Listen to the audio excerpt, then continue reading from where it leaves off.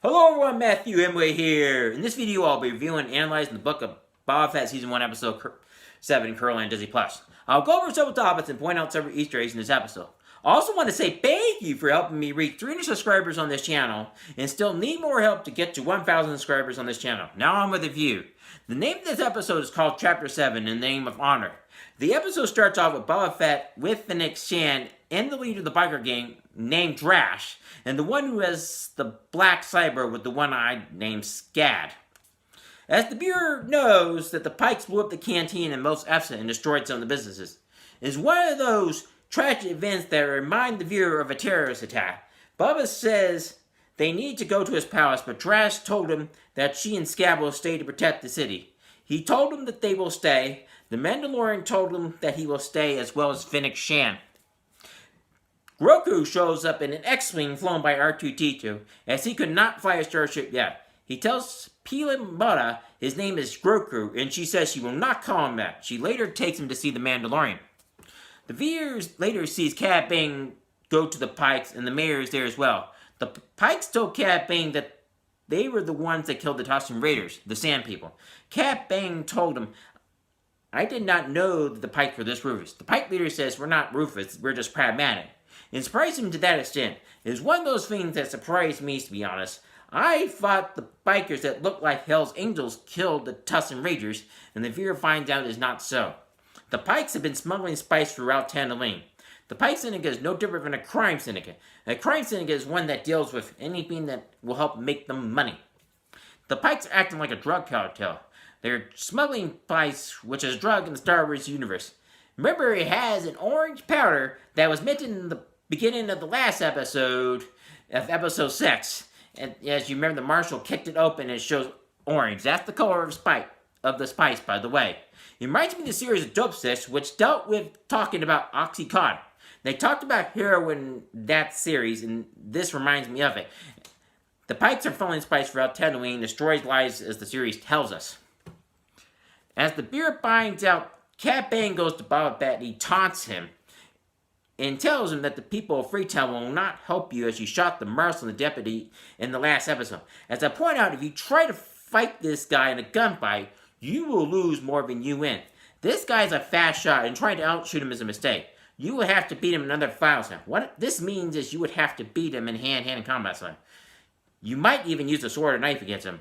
I'm sure they was asked, how would I have some idea about fighting styles? You never see me fight. Well, guess again, I am a 4th-degree black belt in Taekwondo, and I understand about certain fighting styles, so I can tell you if it would make sense to go against someone to a gunshot. Like someone he could shoot like this.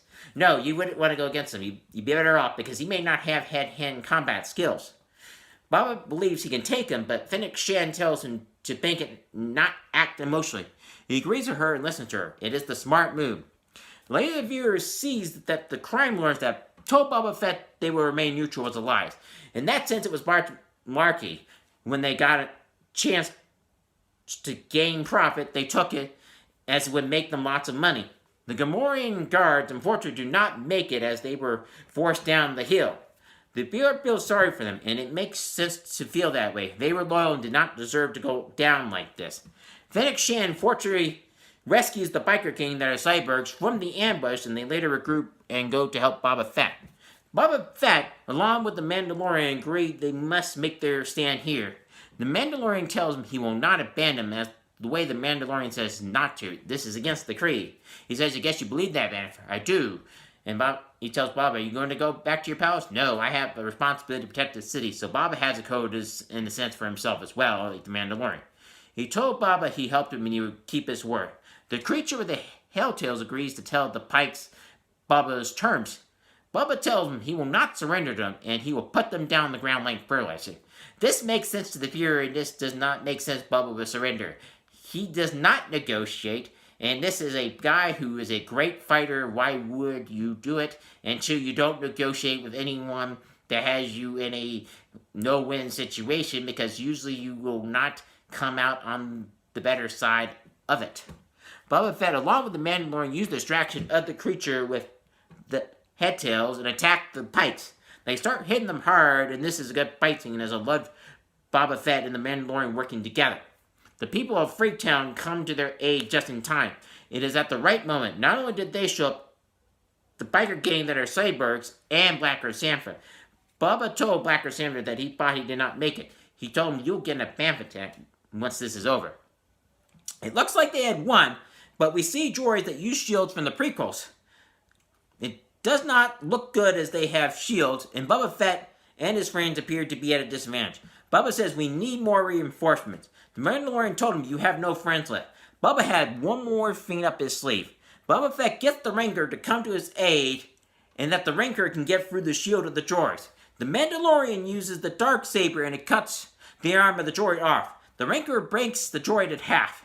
They keep doing this until the droids are destroyed and the Pikes are laid to waste. Boba Fett tries to use the Rancor against Cad Bane. Cad Bane uses a torch and it scares the Rancor off. Boba Fett gets in a gunfight with Cad Bane, but Cad Bane shoots him down. Cad looks like he's going to win when Bubba uses the weapon he had from the Sand People and uses to kill Cad Bane. This goes back to what I mean about beating him another way. Instead of trying to beat him in a gunfight, Bubba used hand-to-hand combat skills instead. The Rancor is out of control, and it takes Grogu to defeat him. Grogu uses the Force to calm him down and settles down the Rancor. And as we see in that, after that happens, they both look like they're taking a nap. And I wonder how he did it. Well, the Rancor may be no much younger in terms of, he may be a baby like Grogu, and he just needed to just realize it's okay and just got him calmed down and took a nap. The Pikes decided it's time to leave Dodge, but it's too late for it as Fennec Shand kills them along with the crime lords that betray Bubba and her as well as the mayor. It is justice that this happens. I will not say any more of what happens and do not want to spoil the ending any further. It will set up Season 3 of The Mandalorian. I believe there will be a Season 2 of the Book of Boba Fett as it has been well done. I give this episode a 10 out of 10 rating. This means since I gave it a 10 rating in every episode, yes, this show is that good. It did an excellent job of the viewer giving the viewer twists and turns and not making it obvious as it would seem. It used flashbacks from the first 4 episodes, and the other episodes took place in the present time. It uses a combination of science fiction, fantasy, western mystery, and it's a good storyteller, and it blends martial arts with some of the Old West styles, which is cool from that standpoint. There's nothing wrong with mixing genres. It gets us to the climax of this season. If you enjoyed this video, please like and subscribe to my channel. Please hit the notification bell to be notified of any videos in the future at the bottom of this video. Please let me know what books, movies, and TV shows you'd like me to review next in the comment section below. Please share this video with your friends if you're any girl. Thank you and have a wonderful day.